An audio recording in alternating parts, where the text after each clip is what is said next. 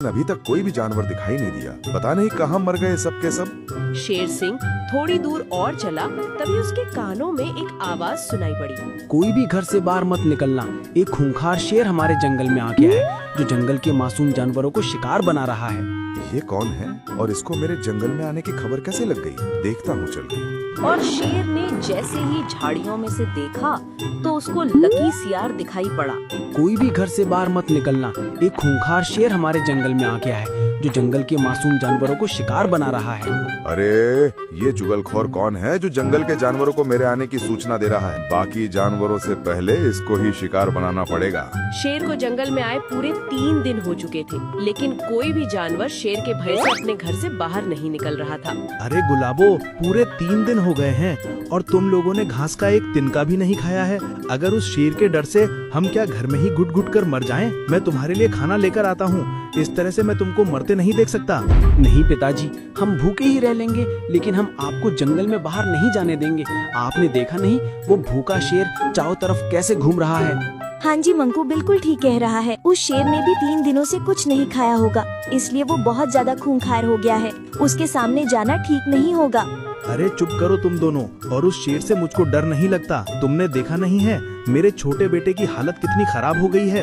वह 3 दिनों से कुछ नहीं खाया है। वह भूख की वजह से आंखें भी नहीं खोल रहा है। तुम क्या चाहती हो, मैं अपने सामने अपने परिवार को भूखा मारते देखूं? गुलाबो, मुझसे ये सब नहीं देखा जाएगा।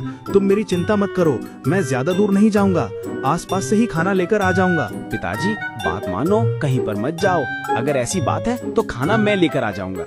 मंकू अपना मुंह बंद रख। मैंने बोल दिया मैं खाना लेने जा रहा हूँ तो मैं ही जाऊंगा। पिता के होते हुए बेटा मौत के मुंह में जाए, ये पिता को अच्छा नहीं लगता। इसलिए मैंने एक बार कहा तो समझो 100 बार कहा। मैं खाना लेने जा रहा हूँ, तुम यहीं पर रहना। और नंदू अपने परिवार को भूखा नहीं देख पाता और घास लेने के लिए जंगल में चला जाता है। वो जंगल में पहुंचा ही था, तभी उसके सामने वो खूंखार शेर आ गया। चलो, ऊपर वाले के घर में देर है लेकिन अंधेर नहीं। 3 दिनों के बाद आज शिकार दिखाई दिया है। आज तो पेट भर के खाऊंगा। मुझको शिकार बनाने की तो भूल ही जा शेर सिंह। आज तो मेरे सामने आ गया है, मैं तुझको जिंदा नहीं छोड़ूंगा, क्योंकि मैं जानता हूँ तुमने ही मेरी पत्नी चमेली को पहाड़ी वाले जंगल में अपना शिकार बनाया था। आज मैं उसका बदला तुमसे लूंगा। चलो देखते हैं कौन किससे बदला लेता है। और फिर दोनों एक दूसरे की तरफ झपटे। दोनों के बीच भयानक लड़ाई हो गई और शेर सिंह ने नंदू को काफी जख्मी कर दिया। और नंदू किसी तरह से अपनी जान बचाकर शेर सिंह के चुंगल से भाग निकला और जख्मी हालत में अपने घर पहुंचा। गुलाबो, शेर सिंह ने मुझको बहुत जख्मी कर दिया। मुझको लग रहा है अब मेरा अंतिम समय आ गया है। पिताजी, हमने आपसे कहा तो था हम भूखे रह लेंगे, लेकिन हम आपके बगैर नहीं रह पाएंगे पिताजी। लेकिन आपने हमारी एक भी नहीं मानी और हमारे लिए आपने अपनी जान गंवा दी। बेटा, पिता तो होता ही इसलिए है कि परिवार में जो भी मुसीबत आए वह सबसे पहले पिता से ही टकराए। और हर पिता का फर्ज होता है कि वह परिवार की हर मुसीबत का डटकर सामना करे जब तक उसके शरीर में जान होती है। और मैं भी यही किया पुत्र, जो हर पिता अपने बेटे के लिए करता है। और इतना कहकर नंदू मर जाता है।